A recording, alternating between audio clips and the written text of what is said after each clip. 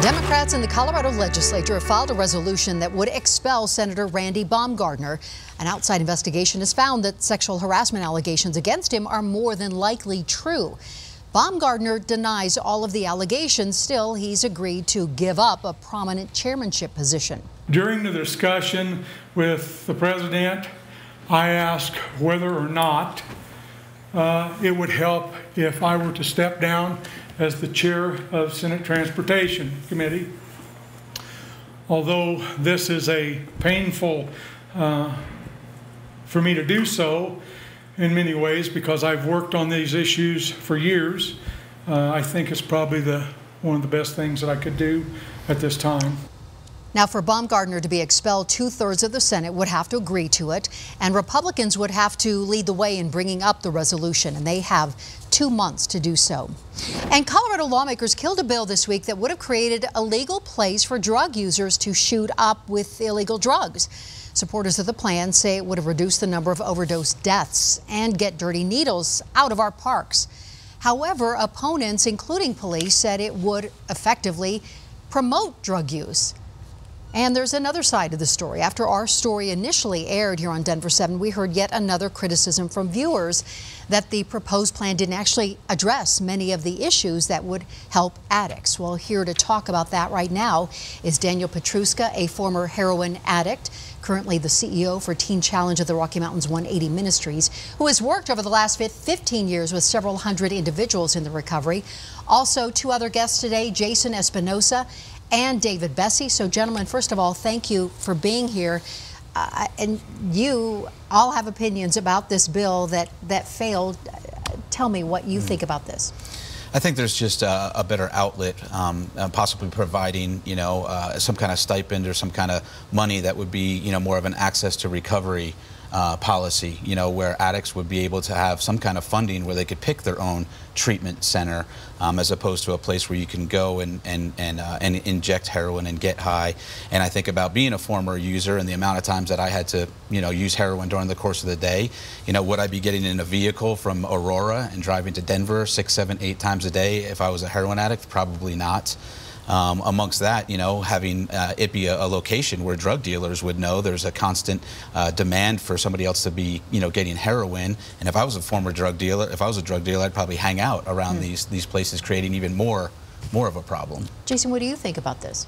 I think the focus should be on treatment, and it should be focused on the actual issue, which is the constant using and the addiction of the heroin, as opposed to just creating a safe place for the users.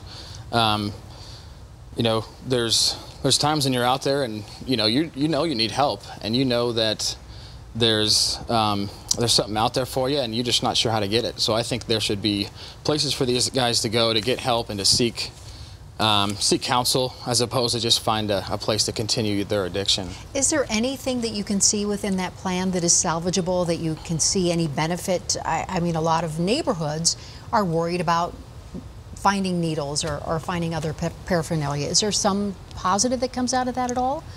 I mean, positivity, I believe this is more of just putting a Band-Aid over a bullet wound. Again, we're always going to want to go towards treatment. And in terms of dirty needles around parks and stuff like that, you still see trash in parks, and there's trash cans everywhere type of thing. Heroin addicts, if they have the needle on them, they're going to dispose of it however way they see fit. They don't automatically become conscious of what they're doing just because there's a location of where they can safely shoot up. If they have a dirty needle on them, technically that is illegal because it has heroin within within the needle, and so they want to get rid of that as quickly as possible. So if they're walking a short distance, they're just going to get rid of it anyways, wherever it is. So like I said, Band-Aid over a bullet wound. I really think this is more just, it's definitely more of a problem of these people need to be put in a treatment center, rather not just, okay, let's give them a safe place to shoot up type of thing. Does it surprise you that this seems to have gained some traction, or at least some conversation, in our Colorado community and Vancouver? That was one of the places where our elected officials and state health officials went to observe. Are you surprised at this?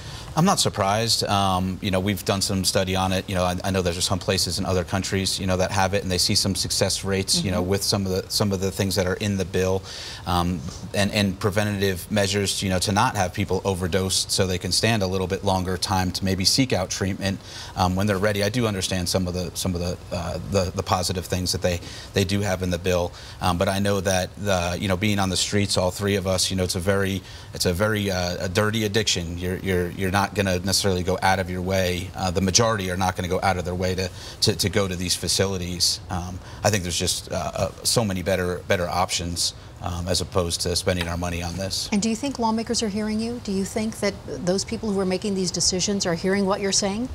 Yeah, I mean, I think the answers should come from former addicts like us, or from people who are dealing with these addicts on a daily basis.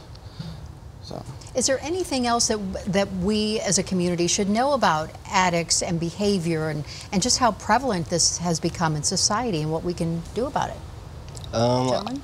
I would definitely say that for people who have family members in addiction and that are directly struggling, not just themselves, but also have, you know, their dad, mom, somebody that's in addiction, that it's not anything that they can do to help them, that the help really starts with the addict themselves and saying, hey, I'm ready to change, I'm ready to get my life on track, and I want to start getting clean.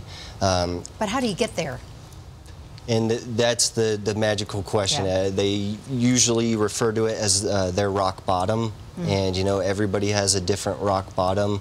I know, speaking from experience, my parents, they were fully on board of me getting clean from day one. Sure. They